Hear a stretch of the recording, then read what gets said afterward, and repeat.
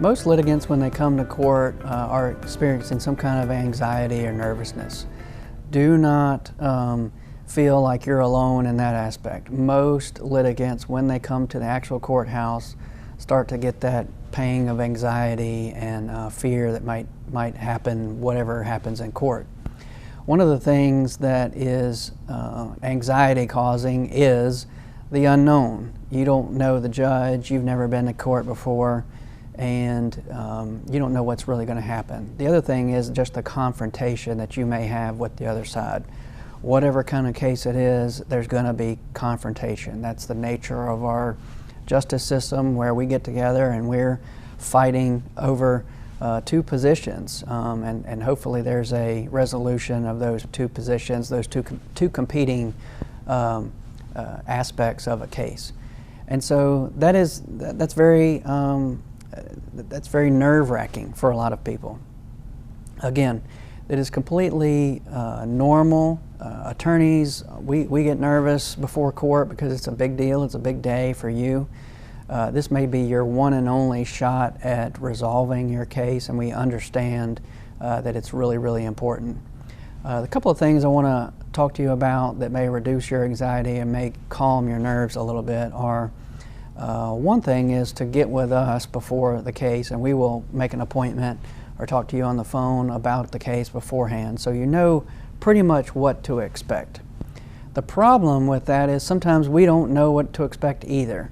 It may be a large docket. Your case may be second, third, fourth, or fifth down the line. There may be other cases ahead. The judge may have all day to spend with us on your case, or all week, depending on how big the case is. Or they may just have short periods where we're taking up limited testimony or talking about specific pieces of evidence. And that might be only 5 minutes of an all-day hearing with FaceTime with the judge. And so, again, we may not know exactly what to expect, but we can pretty much tell you how things are going to go. Yes, be prepared to wait. There's always a full courthouse pretty much. And there are those days, though, where the court has set aside specifically for your case and all day, and we can go in there and do what we need to do. The other thing is to get a good night rest. Think about what has happened. So by the time we get to court, a lot of time has gone by usually. And so before the hearing, a couple of days before, we'll get together and we will talk about the things that you need to sort of write out and bullet point.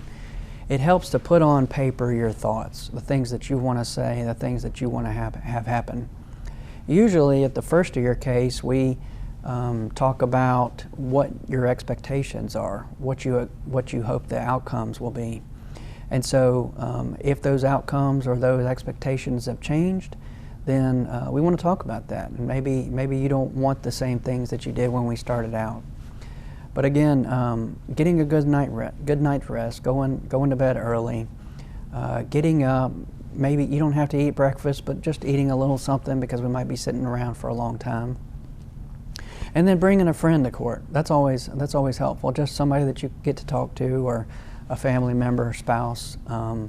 You generally are not going to want a lot of family or a lot of friends there. It tends to clutter up the courthouse. It tends to cause some problems with the judges as well. If there's limited space usually, and so there's no reason to bring 30 church members or 40 family members to court. That just is not really going to be very helpful. The other problem with bringing a lot of people to court is they've all got different opinions, and they haven't lived your case like you and I have lived your case. And so just bringing 1 or 2 family members is perfectly fine, and somebody to talk to while there's some downtime. The other thing that will calm your nerves is just once you get there early in the courthouse, please be on time. We'll meet that morning and go over the case again. But being there early and seeing other cases go before you will really help you to kind of calm your nerves and see how things are gonna go. But again, it's perfectly fine to be anxious about court and what's going to happen. Please don't take any kind of drugs or alcohol. That is not helpful at all. Even a Xanax or a muscle relaxer. That's just not going to be helpful, because it's going to change your mental stability, and you want to be perfectly clear about what's going on. These are some things that can help you with your court hearing or your trial date that can relieve some of your anxiety. Thank you.